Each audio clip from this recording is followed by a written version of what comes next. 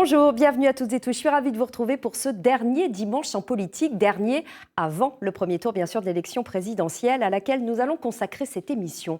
Mais à travers des regards régionaux, ceux qui commentent l'actualité rencontrent les candidats, les interviewent, décryptent leur campagne et leur programme. Vous l'avez compris, avec le regard de journalistes de votre presse locale. À mes côtés, dans un instant, des représentants de France Bleu, Ouest France, le Courrier de l'Ouest. Nous retrouverons aussi en duplex de Rennes Thomas Frinaud. Il est enseignant en sciences politiques à Rennes. Il nous parlera notamment de la mobilisation des militants et du rôle des sondages dans cette campagne si particulière. Mais d'abord, le premier tour, c'est donc dans une semaine, pile. Et ce sera pour notre région le premier jour des vacances scolaires de Pâques. Vous serez peut-être parti en congé, justement, mais pas de panique. Vous avez encore la possibilité de voter par procuration. Quelles sont les démarches à suivre? Explication tout de suite avec Gwendal Kerbastar et Vincent Calcani.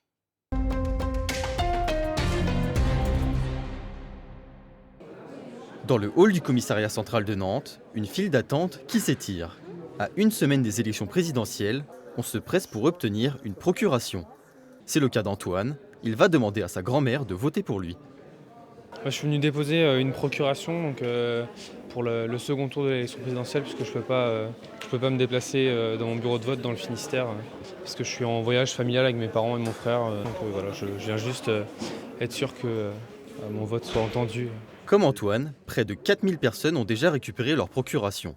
Cette année, on peut facilement remplir un pré-formulaire sur Internet.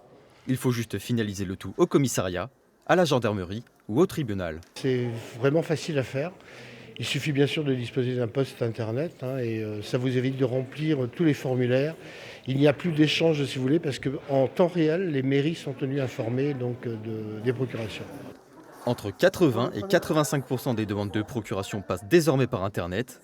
Autre nouveauté cette année, on peut donner sa procuration à un proche, même s'il vote dans une autre commune que soi.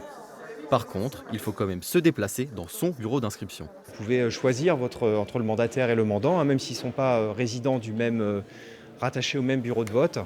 Et ensuite, vous vous présentez au commissariat avec une pièce d'identité ou à la brigade de gendarmerie pour finaliser l'enregistrement. Une volonté de faciliter les démarches, pour faciliter le vote et peut-être réduire le taux d'abstention. Il est possible de demander une procuration jusqu'à la veille des élections, le samedi 9 avril. Ça veut donc dire qu'il reste 6 jours si vous souhaitez faire une procuration pour le premier tour de cette élection présidentielle dont nous allons parler tout de suite avec mes invités. Thomas Frinaud qui nous attend en duplex depuis notre rédaction à Rennes.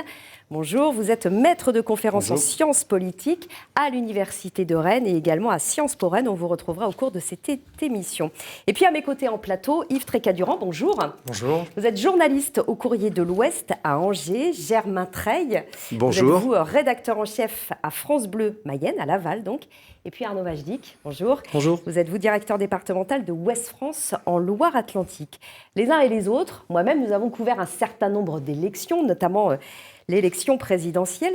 Comment est-ce que vous qualifieriez cette campagne-là qui entre dans sa dernière ligne droite, Arnaud ? Je dirais inaudible, parce qu'il y a la guerre en Ukraine, parce qu'il y a un désintérêt pour la politique qui est de plus en plus fort en France aussi, parce qu'il y a de multiples candidats avec multiples choix, avec des programmes très très lourds et qui sont difficilement compréhensibles parfois par les électeurs. Donc voilà, je dirais une campagne un peu inaudible. Inaudible. Germain, c'est le même avis ? Oui, c'est le même avis. Une campagne molle. Il ne se passe pas grand-chose sur le terrain. Je pense que les habitants de la région, et en Mayenne en particulier, s'intéressent davantage à leurs préoccupations quotidiennes, c'est-à-dire trouver un médecin et savoir comment remplir un réservoir et aller faire des courses pas trop chères. Mais on pourrait se dire que justement, il pourrait y avoir des réponses dans la présidentielle et en fait, on ne les trouve pas. Non, on ne les trouve pas. Enfin, en tout cas, les gens seront complètement effectivement désintéressés par cette campagne électorale. C'est assez dramatique sur le terrain. Alors voilà le constat en Loire-Atlantique, inaudible, molle en Mayenne et en Maine-et-Loire, Yves Trécadurand, c'est un peu la même chose. Ça n'est pas beaucoup plus dynamique, mais faut dire aussi qu'on a été mal habitués, parce qu'en 2017, on a quand même eu une campagne extrêmement riche en rebondissements, même en 2012, parce que François Hollande au début n'était pas bien haut dans les sondages. Donc c'est sûr que là, tout paraît un peu écrit d'avance. Je pense que dans l'esprit des gens, c'est un peu comme ça. Je pense qu'il y a eu le Covid, qu'il y a la guerre en Ukraine, en effet, et que c'est pas une préoccupation de premier plan. Alors on parle des citoyens, là, mais en tant que journaliste, c'est pas très passionnant non plus à suivre, on peut le dire. Peu de déplacements de campagne, peu d'événements. C'est vraiment inédit pour une couverture de campagne présidentielle. On a eu quelques meetings qui ont eu lieu notamment à Nantes. On a été plutôt bien servis d'ailleurs à Celui Nantes. de Jean-Luc Mélenchon en janvier, Fabien Roussel. Voilà, c'est ça, Éric Zemmour qui était venu, mais juste avant sa déclaration officielle de candidature. Et puis, il y a des sollicitations ici et là, mais c'est vraiment... Ça n'a rien à voir avec d'autres campagnes. Plus que les programmes, plus que le talent ou pas des candidats, l'animation de leur campagne, ce qui semble apparemment beaucoup compter pour le premier tour qui s'annonce, c'est l'abstention. On le dit, elle sera probablement ou peut-être record pour une présidentielle. Mais ce qu'on a pu constater, ce qu'on a vu d'ailleurs dans le reportage à l'instant, c'est qu'il semblait y avoir un engouement pour les procurations. Est-ce que cela pourrait faire mentir les sombres pronostics concernant l'abstention ? Je précise qu'à Nantes, par exemple, il y avait eu 2000 procurations demandées avant le premier tour en 2017. À 10 jours du premier tour, c'est-à-dire cette semaine, il y en avait déjà 5000 qui avaient été réalisées. Ça veut bien dire qu'il y a une vraie envie quand même d'aller voter chez ces gens qui ne pourront pas y aller. Oui, une vraie envie, et puis une envie aussi effectivement de partir en vacances, mais on va donner sa voix, son bulletin de vote à une personne de sa famille, à un de ses proches. Peut-être que dans la dernière semaine, c'est possible que les gens vraiment s'intéressent à cette campagne électorale plus que les semaines qui viennent de s'écouler, parce qu'il y a peut-être un petit peu plus de suspense finalement. Il y avait un boulevard pour le président de la République sortant qui est candidat, Emmanuel Macron, et là on sent qu'il y a une dynamique en faveur de un ou deux de ses adversaires, à savoir Marine Le Pen et Jean-Luc Mélenchon. Donc c'est possible que les gens commencent à s'intéresser vraiment dans les tout derniers jours de cette campagne. L'abstention annoncée dans les instituts de sondage autour de 29-30%, c'est énorme. Je rappelle que c'était 22% en 2017 et qu'on pourrait donc dépasser le record de 2002, c'était 28,4%. À l'heure où on se parle, 67% des Français disent qu'ils sont sûrs d'aller voter au premier tour. C'était 78% en 2017. Le profil des abstentionnistes, tel que semblent le décrire les études d'opinion, ce sont en majorité des jeunes.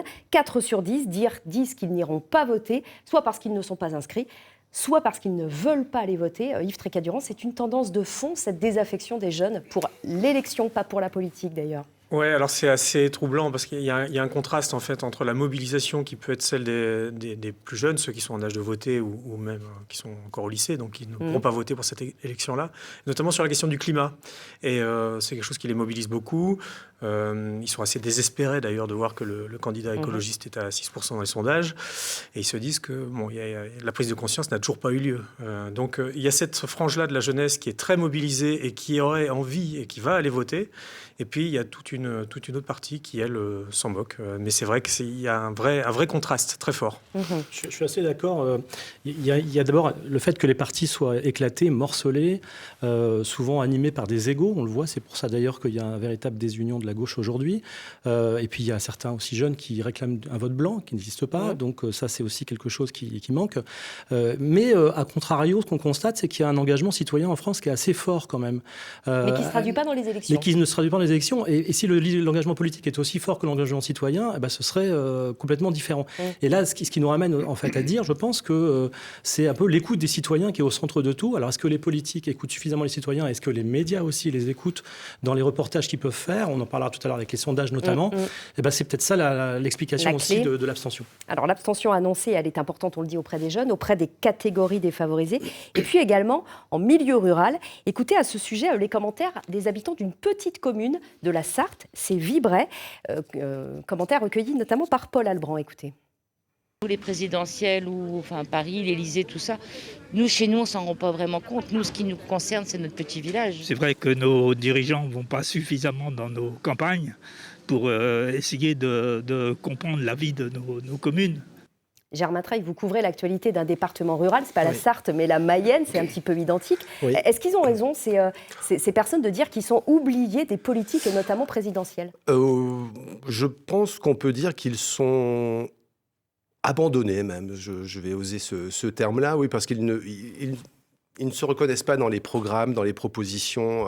J'ai l'impression qu'il y a une totale déconnexion entre celles et ceux qui se présentent à l'élection présidentielle et les habitants des territoires ruraux, parce que les candidats ne répondent vraiment pas à leurs préoccupations majeures. On vient de l'entendre ici en Sarthe. C'est également le cas en Mayenne, sur des points vraiment précis. C'est ce que je disais tout à l'heure en début d'émission, sur chercher un médecin, un spécialiste dans un désert médical. Certains candidats candidats ont des propositions, mais c'est complètement inaudible malheureusement, et ils ne viennent pas Et dans pourtant, ces il y a eu les territoires Gilets ruraux. jaunes qui Oui. ont été cette piqûre de rappel sur l'oubli de ce qu'on a pu appeler la France périphérique. Finalement, c'est déjà oublié. C'est déjà oublié, oui, je pense. La crise des Gilets jaunes, ça remonte à déjà 3 ou 4 ans, et on a oublié ce qu'était effectivement un territoire rural dans les propositions des uns et des autres.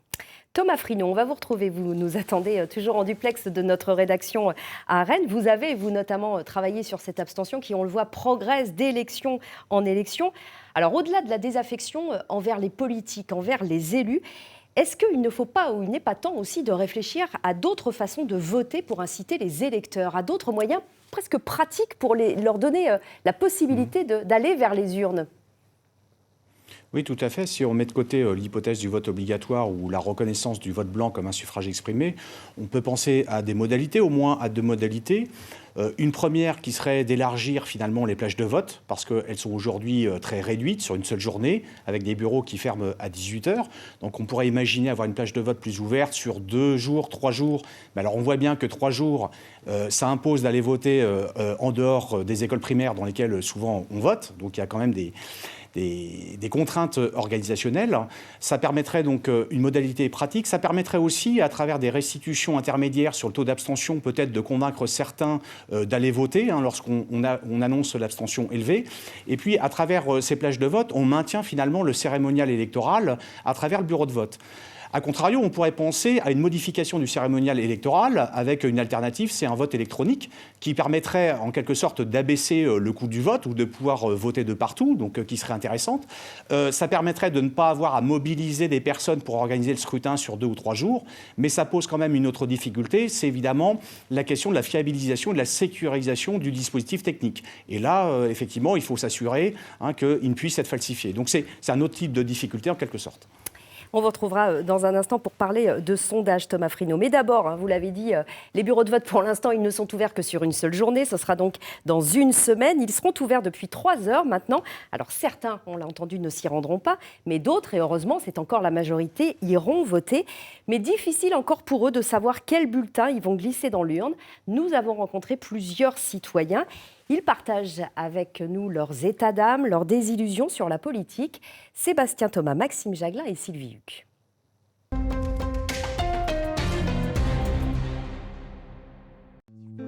Ils sont profs d'histoire, maroquiniers, coiffeuses ou agents municipaux. Tous se demandent si leur voix compte véritablement, si une élection peut changer leur quotidien. Alors le 10 avril, chacun son choix. Moi je vais voter, oui, mais je suis pas pressée. Voter, oui, par principe, mais comme on dit souvent, un prof d'histoire, je pense, se déplace. Après, pour qui, on verra. Sur d'autres élections, j'ai été plus optimiste, j'ai été plus enjoué, mais là, je sais pas sur quel pied danser. Non, je ne vais pas aller voter, parce que de toute façon, ça fait déjà plusieurs années que je ne vote pas. Lassitude, désenchantement ou même colère, la politique les a souvent déçus. Trop abstraites, trop déconnectées de leur réalité. Après, c'est pas pour pour pas faire comme tout le monde, c'est pas du tout ça. C'est que vraiment, ça m'intéresse pas plus que ça. Ferme la porte. On va dire qu'aucun candidat, pour moi, a une bonne campagne, on va dire. On est dans l'information en continu, dans la réaction directe. On n'a pas le temps de s'arrêter, à analyser une information, la décortiquer pour vraiment savoir ce qu'on en pense. On réagit à l'émotionnel. Égalité. Oui. Fraternité et liberté. Je sais concrètement ce qui ne va pas dans le métier, ce qui pourrait poser problème. Et je n'ai pas forcément l'impression d'entendre vraiment aujourd'hui des candidats qui exposeraient quelque chose. En fait, c'est souvent soit des questions financières, soit des questions... Mais en fait, réellement, dans le concret du métier, moi, c'est ça où je trouve qu'il devrait y avoir une vraie réflexion, une vraie écoute en fait, sur ce qu'on aurait besoin au quotidien concrètement. Alors, si la plupart d'entre eux jouent encore le jeu du vote démocratique, c'est sans grande conviction. Je pense que les gens en ont vraiment marre du contexte et je suis pas sûre qu'ils se disent qu'en votant pour un tel ou un tel, ça va changer vraiment quelque chose. Je sais pas. Dans le contexte dans lequel on est en ce moment avec la crise sanitaire, c'est compliqué de faire des choix, en fait, de penser à son avenir, de savoir comment on va vivre demain. Enfin, pour moi, hein, on sait même pas ce qu'on va pouvoir faire dans 6 mois, donc... Et dans une semaine, déjà, ces électeurs, comme tous les autres, seront appelés aux urnes. Mais cette année, peut-être plus encore, c'est l'abstention qui risque bien d'être le premier parti de France. Et c'est ce qu'on verra effectivement dimanche prochain. Au-delà des abstentionnistes, on vient de le voir dans ce reportage, il y a aussi beaucoup d'indécis. Ils ont toujours existé quelques jours avant les scrutins. Mais ils semblent plus nombreux cette année. 40% des personnes qui se disent sûres d'aller voter ne savent pas pour qui elles voteront dimanche prochain. C'était 25% en 2017. Alors ces chiffres qu'on a pu vous donner sur les taux d'abstention redoutés, sur les indécis, eh bien ils proviennent des intentions de vote, des sondages.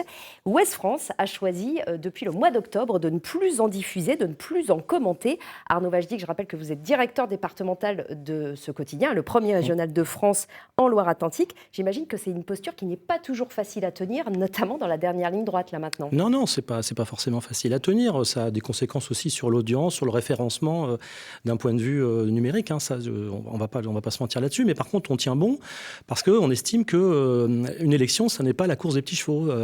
L'idée, c'est pas de jouer le match avant qu'il n'ait lieu. On voit bien ce qui se passe, c'est qu'on n'a rien contre les sondeurs. Nous, d'ailleurs, on fait appel à des études qualitatives assez souvent qu'on publie dans le journal. En revanche, le fait de commenter ces sondages en permanence, tous les jours, parce qu'il y a des nouveaux sondages qui vont arriver chaque semaine et plusieurs fois par semaine, nous, ça nous paraît complètement absurde, en fait. Et on préfère consacrer du temps à l'écoute du citoyen, à réaliser des reportages comme on le fait. On a 200 longs reportages qui sont prévus dans les campagnes, dans les quartiers, dans les villes, pour justement faire remonter les paroles des habitants. On interviewe aussi les candidats à la présidentielle avec des préoccupations des électeurs et des électeurs. Donc on préfère ça au sondage. Maintenant, on n'a rien contre les sondages en soi, mais quand on voit par exemple un sondage... Est-ce qu'il y a un bilan qui va être tiré, puisque vous dites qu'il y a quand même des conséquences sur notre audience, notamment numérique, s'il y a des conséquences qui vont en être tirées, et peut-être que vous ne réitérerez pas cette non-exposition de sondage ? Non, c'est pas du tout à l'ordre du jour. En tout cas, pour l'instant, nous, on est plutôt fiers de cette position-là, tous au sein de Ouest France, et on le défend vraiment fermement. Non, mais il n'y a aucun souci là-dessus. Il reste encore 3 semaines avant le second tour de l'élection présidentielle. Thomas Frino, vous dites, vous, que les sondages ont transformé les campagnes. Vous avez d'ailleurs utilisé cette expression, Arnaud, à l'instant. Ont transformé les campagnes en course de chevaux. Ça veut dire quoi ? Pour revenir sur votre question, je pense que le problème des sondages, c'est avant tout la temporalité. Il n'y a pas un problème des sondages électoraux dans l'absolu. Le problème des sondages, c'est qu'ils interviennent beaucoup trop tôt. Ils interviennent pendant la campagne, ils interviennent même avant la campagne. Il ne faut pas oublier que les sondages électoraux qui testent les candidats permettent aussi de crédibiliser les candidatures ou d'en dissuader d'autres. Et pensez à François Hollande, tout président sortant qu'il était, a aussi renoncé en fonction des sondages. Et une fois qu'on est dans la campagne, effectivement, l'un de vos invités l'a dit, on a en quelque sorte une campagne où la présentation et le commentaire se fait autour de ces mouvements d'avancée et de recul comme une course de petits chevaux, et se fait en quelque sorte au détriment des débats de fond, des débats d'idées. Donc ça, on peut le regretter. La manière dont ça pollue en quelque sorte la campagne. En revanche, je pense qu'à l'approche du scrutin, du jour J, il est important d'avoir une publication des sondages électoraux pour que les électeurs puissent voter en toute conscience, pour qu'ils puissent coordonner leur vote en quelque sorte avec les intentions de vote mesurées, et pour savoir s'ils vont voter sincère, c'est-à-dire s'ils vont voter pour le ou la candidate qui se rapproche le plus de leur préférence, s'ils vont voter utile, s'écarter de leur préférence pour écarter le plus mauvais choix en quelque sorte, ce qu'ils considèrent comme le plus mauvais choix.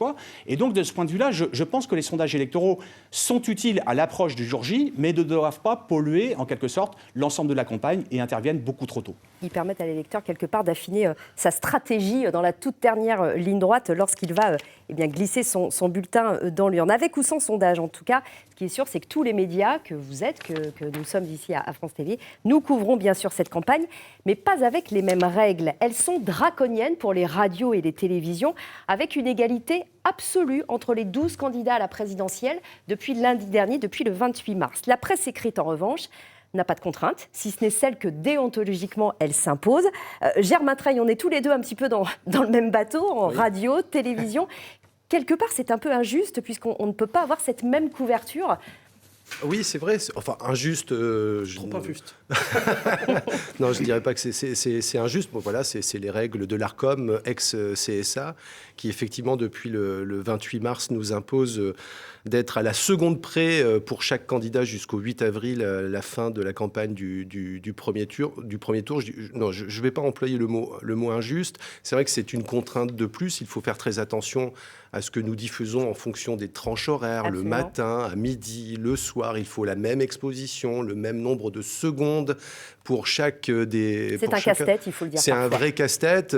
Pourquoi lui aujourd'hui? Pourquoi elle demain? Enfin, c'est très complexe. Ça impose une couverture éditoriale compliqué, oui, compliqué. Mais qui est démocratique. Oui, qui est démocratique, c'est égalitaire, effectivement. Le choix dans les débats aussi, pour les débats. Qui on invite pour les débats? Alors, sur quoi on se positionne? Est-ce que sur les intentions de vote? Sur les intentions de vote, sur les sondages, encore une fois, est-ce qu'on invite Nathalie Arthaud ou pas, parce qu'elle est à 1%? Est-ce qu'on invite Jean-Luc Mélenchon? Certaines chaînes ont fait leur choix, mais elles n'étaient pas encore dans l'égalité. C'est vrai, elle n'était pas encore dans l'égalité. Là, c'est vraiment l'égalité stricte, donc elle a le droit d'être dans tous les débats. C'est bien normal. Mais oui, c'est une contrainte. Je pense qu'il faudrait aussi contraindre les sondages à un moment donné. Et c'est ce qui explique aussi parfois des couvertures qui peuvent vous surprendre, vous, en tant que téléspectateur, sur nos radios ou nos télévisions, où vous voyez, par exemple, des interventions de candidats qui ne sont même pas dans notre région ou dans notre ville. Absolument. Mais c'est pour un souci absolu d'égalité. Arnaud Vajdic, Yves, Tréca-Durand, il n'y a pas d'obligation en ce qui vous concerne, mais vous cherchez l'équilibre malgré tout. Non, mais bien évidemment, vis-à-vis de nos lecteurs, vis-à-vis des candidats, on s'astreint à une certaine équité. Donc, évidemment, on n'est pas à la seconde près, on n'est pas avec des compteurs sous les yeux. Néanmoins, on établit des règles à l'avance et on les partage aussi avec les candidats pour qu'ils soient informés. Voilà, ils savent très bien de quelle couverture ils pourront bénéficier et elle doit être équitable, alors que ce soit un candidat qui soit haut dans les sondages ou un candidat qui est bas. Alors évidemment, un candidat qui est bas, il a moins de moyens pour faire parler de lui qu'un candidat qui est haut, souvent. Donc, il y a toujours un petit déséquilibre qui se crée naturellement, mais en tout cas, on s'astreint à une certaine équité. D'habitude, quand on est à une semaine du premier tour d'une élection présidentielle, on commence à annoncer des noms pour des futurs gouvernements, à voir des figures locales émerger et à commencer à avoir des castings peut-être pour ce qui va se profiler dans les semaines à venir. Bon, là, ce n'est pas le cas. Et pour cause, les élus qui étaient en première ligne, en tout cas sur le papier dans nos campagnes, sont totalement absents, ou plutôt absentes. Et vous voyez de qui je parle. Je pense notamment à Johanna Roland et à Christelle Morancet. La première est donc maire de Nantes, directrice de campagne d'Anne Hidalgo. La seconde est présidente de la région des Pays de la Loire et une des 6 porte-paroles de la candidate Les Républicains Valérie Pécresse. On ne les a quasiment pas vus pendant cette campagne. C'est quoi? C'est du courage fuyon quand les sondages commencent à devenir très mauvais? Vous savez que Johanna Roland, on lui a proposé un gros ministère de gauche pendant le précédent mandat, donc qu'elle a refusé. Alors c'est vrai que là, elle est directrice de campagne. Il y a une rumeur qui a circulé selon laquelle elle ne serait plus directrice de campagne depuis janvier. Finalement, cette rumeur, elle l'a démentie. Olivier Faure l'a démentie aussi. Nous, on l'a interviewée il y a quelques semaines. Donc elle soutient évidemment Anne Hidalgo, mais elle dit très clairement que si c'était par intérêt personnel, elle ne serait pas forcément allée dans cette campagne. Donc je ne sais pas si elle y va de gaieté de cœur. En tout cas, maintenant, elle a dit qu'elle irait jusqu'au bout et elle tiendra son engagement. Elle ira jusqu'au bout et elle était d'ailleurs ce vendredi avec Anne Hidalgo qui était en visite à Nantes. Même chose pour Christelle Morancet qui, alors certes, dit bien qu'elle est porte-parole de Valérie Pécresse sur son compte Twitter, mais qui n'a publié absolument aucun post, aucun tweet, rien du tout depuis plus d'un mois sur la campagne de sa candidate dont elle est porte-parole. Ça interroge quand même Yves Tréca-Durand. Évidemment, ça interroge, mais bon, ce ne sont pas les premières non plus à ne pas trop se manifester quand un candidat est en difficulté. Alors évidemment, on parle des sondages. C'est un peu lâche, non ? C'est de la prudence. Non, c'est de la prudence. Et puis après, elles se sont sans doute aussi senties missionnées par leurs partis respectifs pour apporter leur soutien. Peut-être que ce n'est pas venu hyper spontanément. Mais est-ce que ce n'est pas une mise endormie nationale ratée pour les deux ? Puisqu'on pouvait miser. Les soutiens de Valérie Pécresse, on ne les a pas beaucoup entendus. En Loire-Atlantique, Maurice Perrion, qui est président de l'association des maires et de la communauté de communes d'Ancenis, a lui carrément dit, alors qu'il est soutien de Pécresse, qu'il voterait Macron au premier tour. Donc c'est dire s'il y a un véritable malaise chez eux et un choix qui est un peu cornélien entre est-ce que je soutiens Valérie Pécresse ou est-ce que finalement j'ai plus vers Emmanuel Macron aujourd'hui. Thomas Frino, pour faire campagne, on a besoin de candidats qui tiennent la route, d'équipes de campagne qui soient présentes, on vient de le voir. Mais est-ce qu'on a encore besoin de militants ? Du moins, si on raisonne sur la campagne présidentielle, on pourrait dire assez simplement les choses, c'est que l'avantage comparatif d'avoir un parti déjà là, structuré, avec un réseau de militants, cet avantage comparatif n'a plus rien d'évident. Vous prenez le scrutin de 2017 avec Emmanuel Macron et les Marcheurs, vous prenez le scrutin de 2022 avec Éric Zemmour, qu'est-ce que l'on voit ? On voit finalement des personnes qui existent dans la campagne en 2017 et en 2022, qui pourtant ne sont pas soutenues au départ par des partis. Et finalement, pour faire une campagne, vous avez besoin de quoi pour ces candidats ? Vous avez besoin d'être testé par les sondages, d'installer dans les sondages votre crédibilité, vous avez besoin d'avoir des parrainages et des sponsors, vous avez besoin, quand ensuite vous êtes dans la campagne, de mobiliser des savoir-faire professionnels de spécialistes pour s'occuper des réseaux sociaux, pour s'occuper des plans médias. Et vous avez encore besoin, effectivement, de gens de terrain, entre parenthèses, de gens de terrain pour s'occuper des aspects organisationnels, logistiques. Mais quand vous regardez Emmanuel Macron en 2017, quand vous regardez Éric Zemmour en 2022, on a l'impression que ces gens de terrain relèvent autant de la figure, finalement, du militant que d'une sorte de fan club. C'est-à-dire un peu des nouveaux convertis. Et comme vous le savez, les nouveaux convertis, il y a le zèle du nouveau converti. Ils sont finalement très enthousiastes, comme les Marcheurs en 2017. Et en quelque sorte, dans la campagne, ils font le job. Ils font le job, même s'ils n'étaient pas militants avant. Et donc, du coup, avoir un parti déjà bien structuré, on a effectivement le sentiment qu'aujourd'hui, ça n'est plus une nécessité, du moins dans ce type d'élection présidentielle. Alors, qu'on soit fan, qu'on soit militant, qu'on soit citoyen de base, de toute façon, on sera tous à égalité dimanche prochain pour aller voter. Les bureaux de vote, ils ouvrent de 8h à 18h, sauf dans certaines villes de notre région. 8h-19h à Angers, Rezé et Couëron et 8h-20h à Nantes et Saint-Herblain. On vous le rappelle, c'est important. Merci, messieurs, d'avoir été à mes côtés sur ce plateau à une semaine du premier tour de l'élection présidentielle. Tout de suite, le 12-13. Je vous souhaite une excellente journée sur France 3. Merci.